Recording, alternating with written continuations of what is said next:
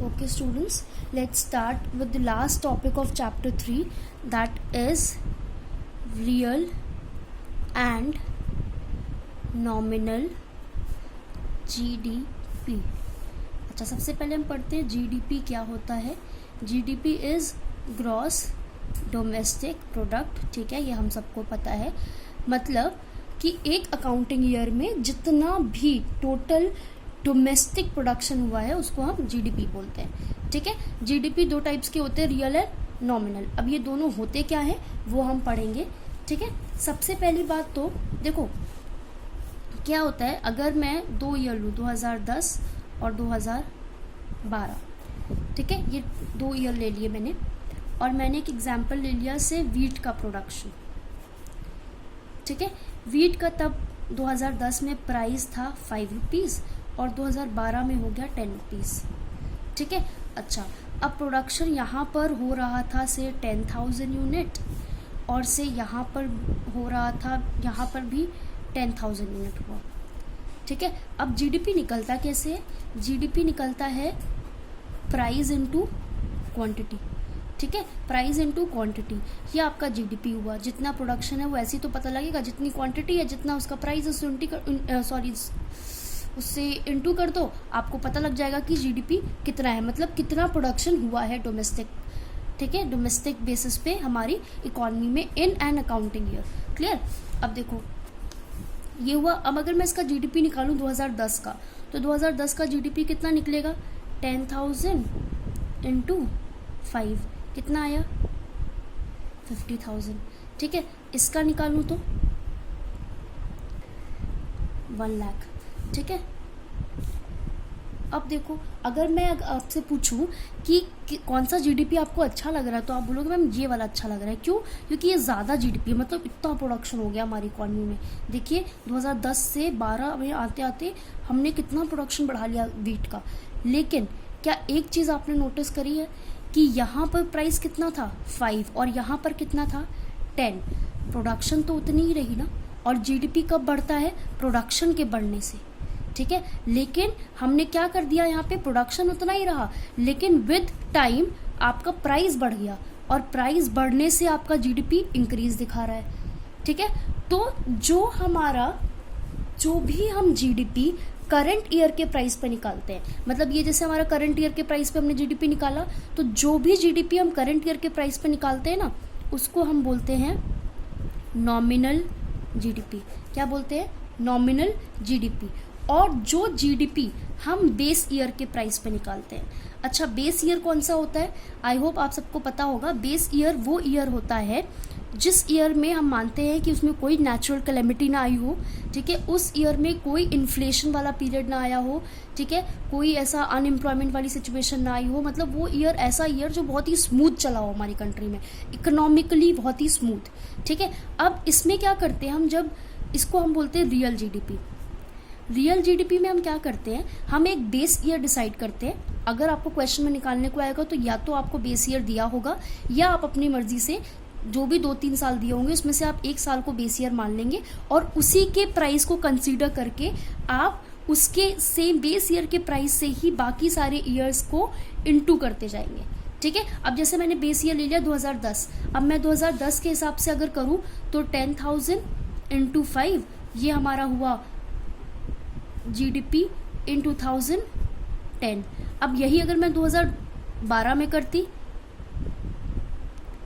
ये कि 2012 में जीडीपी हुआ, तो देखो क्या कुछ इसमें फिर कुछ चेंज हुआ हमारे जीडीपी में? अगर मैं बेस ईयर के प्राइस से देखूं, कुछ भी चेंज नहीं हुआ है.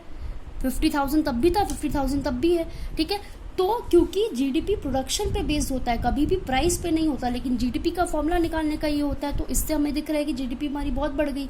लेकिन अगर मैं सही साइंस में पूछूं कि वेलफेयर कौन सी जीडीपी दिखाएगी इन दोनों में से, तो कौन सी होगी? वो रियल जीडीपी, कि एक्चुअली में प्रोडक्शन बढ़ा है हमारी इकॉनमी में या नहीं बढ़ा. और प्रोडक्शन बढ़ना हमारी इकॉनमी में बहुत ज़रूरी है, क्योंकि पॉपुलेशन भी बढ़ती जा रही है, और पॉपुलेशन बढ़ने के साथ साथ अगर हम प्रोडक्शन नहीं बढ़ाएंगे तो सब तक कमोडिटी या सब तक गुड्स एंड सर्विसेज पहुंचना मुश्किल हो जाएगा। तो सब तक गुड्स एंड सर्विसेज पहुंचाने के लिए हमें प्रोडक्शन को बढ़ाने की ज़रूरत है, ना कि प्राइस को, क्योंकि अगर हम प्राइस बढ़ाते जा रहे हैं, ठीक है, विद ईयर्स, तो ऑब्वियस सी बात है कि जो पुअर सेक्शन ऑफ सोसाइटी है वो तो जो कंज्यूम कर रहा था पहले वो तो अब वो भी नहीं कर पाएगा, ठीक है। पहले शायद 5 रुपीज़ में था तो कर भी लेता था, अब तो बिल्कुल ही नहीं कर पाएगा। तो ये वेलफेयर नहीं है, ये वाला नॉमिनल जीडीपी। वेलफेयर कौन सा है? रियल जीडीपी, क्योंकि ये आप बेस ईयर को लेते हैं। बेस ईयर जो ईयर इकोनॉमिकली वेलफेयर वाला ईयर हुआ हो, सब उसमें अपना गुड्स एंड सर्विसेज सब तक सामान पहुंचा हो, ऐसा ईयर जिसमें सब तक each and every one gets the power to consume, सब तक गुड्स एंड सर्विसेज पहुंच रहे हैं, कोई इन्फ्लेशन वाली सिचुएशन नहीं आई, कुछ भी ऐसा नहीं हुआ जिससे इकोनॉमी को इफेक्ट पड़े, बहुत ही स्मूथ इकोनॉमी चली है, ठीक है। ये हो गया हमारा रियल और नॉमिनल जीडीपी, ठीक है। अब आते हैं एक कॉन्सेप्ट पे। अगर हमारा एक फॉर्मूला और देख लो, अगर मैं बोलूं कि conversion of nominal GDP into real GDP, ठीक है। अगर हम नॉमिनल जीडीपी को रियल जीडीपी में कन्वर्ट कर रहे हैं तो उसका फॉर्मूला देख लो। Real GDP is equals to GDP eight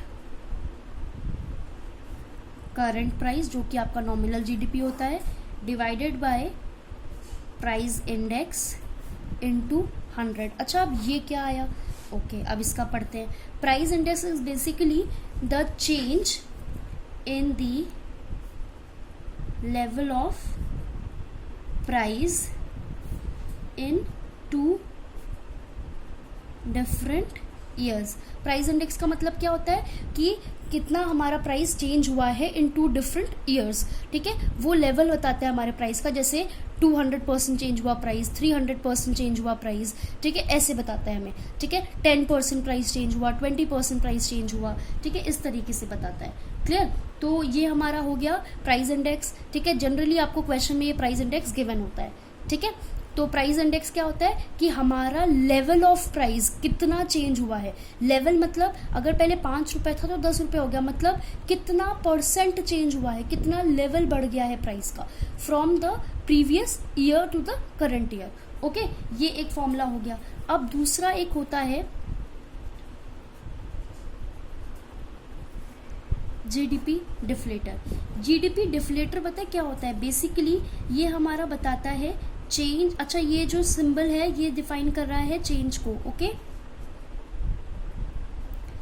change in the level of GDP in 2 different years. ये क्या बता रहा है जीडीपी डिफ्लेटर? कि हमारे जीडीपी में कितना चेंज आया है 2 ईयर्स में, 2 डिफरेंट ईयर्स में। इसका फॉर्मूला क्या है? बहुत ही सिंपल सा फॉर्मूला है। जीडीपी जो हमारा करंट ईयर में था, करंट ईयर से जीडीपी जो हमारा बेस ईयर में था इनटू 100, मतलब करंट ईयर से बेस ईयर में कितना चेंज आया है वो हमारा जीडीपी डिफ्लेटर बताता है। Sorry, clear?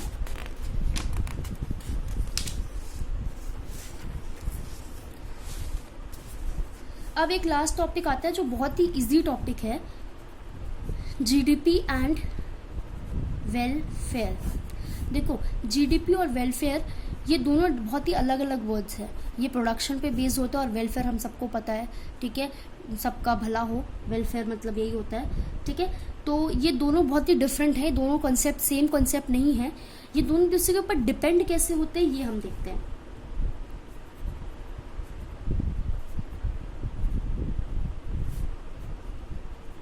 और ये अलग कैसे हैं ये देखो। सबसे पहला point, distribution of GDP. See, distribution of GDP मतलब जीडीपी तो हमारी तब भी बढ़ जाएगी जब हमारा इंडस्ट्रियल सेक्टर का प्रोडक्शन इंक्रीज हो जाए, ठीक है। जीडीपी तो हमारी तब भी बढ़ गई। और एग्रीकल्चर का डाउन हो जाए, ठीक है, एग्रीकल्चर का डाउन हो गया और इंडस्ट्रियल सेक्टर का बहुत ज़्यादा प्रोडक्शन बढ़ गया, जीडीपी तो तब भी बढ़ गई। लेकिन क्या जो ये सेक्टर है, इन सेक्टर में जो हमारे फार्मर्स हैं, उनका वेलफेयर हुआ क्या इस जीडीपी से? उनका तो वेलफेयर नहीं हुआ, तो इसलिए दोनों अलग कॉन्सेप्ट है। क्योंकि इससे जीडीपी में का मतलब क्या होता है? प्रोडक्शन। जितना प्रोडक्शन हुआ है, तो प्रोडक्शन तो हमारा देखो इंडस्ट्री में बहुत ज़्यादा बढ़ गया, लेकिन वहीं पर एग्रीकल्चर सेक्टर में कम हो गया।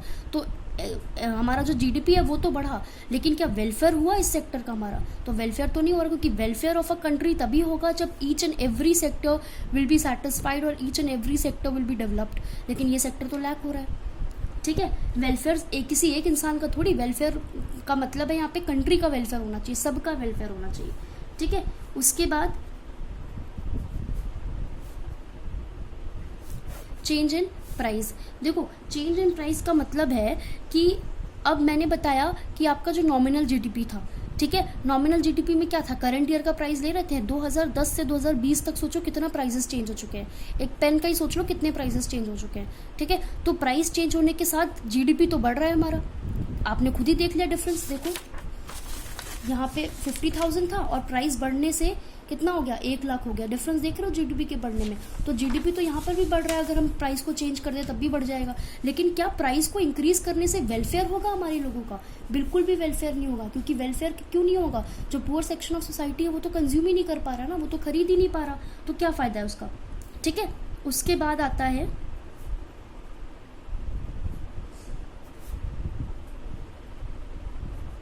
Non monetary exchange. अच्छा, अब कुछ ऐसे हमारे ट्रांजैक्शंस होते हैं।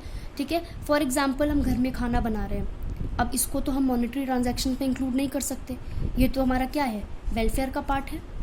ठीक है, हम खाना बना के गरीबों में बांट रहे हैं, ये हम जीडीपी में इंक्लूड तो कर नहीं सकते, इससे कोई प्रोडक्शन तो हो नहीं रही, लेकिन क्या हो रहा है? वेलफेयर हो रहा है ना। तो ये दोनों अलग कॉन्सेप्ट है, क्योंकि कुछ नॉन मॉनेटरी एक्सचेंज है जिनको हम मनी वैल्यू में कैलकुलेट नहीं कर सकते, पर उससे हम वेलफेयर ज़रूर कर रहे हैं। ठीक है, हम बहुत ही दानवीर बन रहे हैं, ठीक है, दान पुण्य सब कर रहे हैं, लेकिन उससे वेलफेयर हो रहा है ना, जीडीपी थोड़ी हो रहा है। तो ये दोनों अलग कॉन्सेप्ट हैं। ठीक है, उसके बाद आता है एक्सटर्नलिटीज़। एक्सटर्नलिटीज़ मतलब कुछ ऐसी चीज़ें जिसके लिए आपको पेमेंट करने की ज़रूरत नहीं होती, कुछ ऐसी चीज़ें जिनके लिए आपको पेमेंट करने की ज़रूरत नहीं होती। ठीक है, मतलब देखो मिस्टर एक्स का एक गार्डन है, ठीक है, उन्होंने बहुत ही सुंदर सा गार्डन बनाया हुआ है। अब मिस्टर वाई जो उनके नेबर हैं, ठीक है, वो भी इस गार्डन को मतलब इन्जॉय करते हैं। तो इन्होंने क्या पेमेंट किया है इधर पे, या इन्होंने कुछ प्रोडक्शन किया है यहाँ पे, या इन्होंने अपना कुछ सर्विस दी है क्या? नहीं दी। ठीक है, तो इसका मतलब ये है कि ये वेलफेयर इसकी यहाँ पर ये अपना गार्डन वो कर रहे हैं, वेलफेयर हो रहा है। ठीक है, वेलफेयर हो रहा है, और लेकिन ये वेलफेयर की उससे कुछ भी पेमेंट नहीं हो रहा। ठीक है, वेलफेयर तो हो रहा है, सबका वेलफेयर हो रहा है, ये भी इंजॉय कर रहे हैं, इनके बाकी नेबर्स सारे गार्डन इंजॉय कर रहे हैं, लेकिन इससे कुछ भी प्रोडक्शन नहीं हो रहा। ठीक है, इसी में एक और चीज़, अगर मैं प्रोडक्शन की बात करती हूँ तो चलिए प्रोडक्शन भी हो रहा है। ठीक है, एक फैक्ट्री है जिससे स्मोक निकल रहा है, धुआं निकल रहा है। ठीक है, उस धुआं के लिए उनको कुछ पेमेंट करना पड़ रहा है क्या? नहीं। ठीक है, लेकिन प्रोडक्शन इंक्रीज हो रहा है, प्रोडक्शन इंक्रीज हो रहा है, लेकिन वो धुएं से कितना वेलफेयर को लॉस हो रहा है, लोग कितना सफ़र कर रहे हैं, उसके लिए उनको कुछ भी पेमेंट करने की ज़रूरत नहीं पड़ रही है। ठीक है, तो ये वो एक्सटर्नलिटीज़ वो चीज़ें होती हैं जिसमें पेमेंट करने की ज़रूरत नहीं पड़ती, बट येस, ठीक है, हमारा कहीं ना कहीं प्रोडक्शन होता है। अच्छा, अब ये चीज़ याद रखना कि अगर मैं बात करती हूँ कि कौन सा जीडीपी है जो हमारे वेलफेयर के लिए अच्छा होता है, तो वो कौन सा जीडीपी होता है? Real GDP. कौन सा जीडीपी होता है? Real GDP. क्योंकि रियल जीडीपी हमेशा किस पे कैलकुलेट होता है? बेस ईयर पे। ठीक है, बेस ईयर पे कैलकुलेट होता है, जहाँ पर प्राइस का इंक्रीज नहीं देखा जाता, जहाँ पर एक्चुअली में प्रोडक्शन के बेसिस पे फंक्शन होता है। किसके बेसिस पे? प्रोडक्शन के बेसिस पे फंक्शन होता है। तो जीडीपी, ऑब्वियस सी बात है, जीडीपी हमारे वेलफेयर के लिए काम आता है। ठीक है, कब आएगा काम जीडीपी हमारे वेलफेयर के लिए? जब जीडीपी, जब एक्चुअली में प्रोडक्शन होगा, जब प्रोडक्शन इकोनॉमी में बढ़ेगा और प्रोडक्शन बढ़ेगा तो each and every one in the economy will get the benefit, सबको गुड्स एंड सर्विसेज मिलेंगे, ठीक है, सब तक गुड्स एंड सर्विसेज पहुंचेंगे, सब उसको कंज्यूम कर सकते हैं, सब अफोर्ड कर सकते हैं, ठीक है। लेकिन ये दोनों अलग कॉन्सेप्ट कब हो जाते हैं, इन केसेस में, ठीक है। So we are finished with this chapter, thank you.